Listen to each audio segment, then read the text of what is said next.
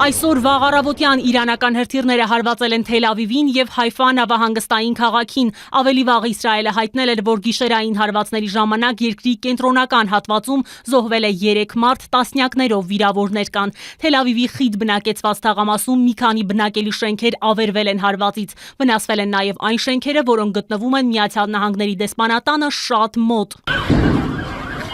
Ինչպես գիտեք, Իրանը լայնածավալ հրթիռային եւ անօդաչու հարվածներով է պատասխանել Իսրայելի հարձակմանը։ Թիրախները եղել են Թել Ավիվում, Երուսաղեմում, Հայֆայում եւ այլ խոշոր քաղաքներում։ Արձակվել է շուրջ 150 բալիստիկ հրթիռ եւ 100-ից ավելի դրոն։ Վերջին պաշտոնական տվյալով Իսրայելում զոհվել է առնվազն 8 մարդ, կան տասնյակ վիրավորներ, այդ թվում երեխաներ։ Ցախալը կիրակի ուշ երեկոյան հայտարարել է, որ հարվածներ է հասցրել Իրանի կենտրոնական շրջաններում տեղակայված հրթիռային հենակետերին։ Իրանական մեհրը հայտնել է, որ իրանական կողմի հարվածները թիրախավորել են Իսրայելի Հադերա քաղաքի էլեկտրակայանը եւ Իսրայելի վարչապետ Բենյամին Նեթանյահուի ընտանիքի Կեսարիայում գտնվող նստավայրը։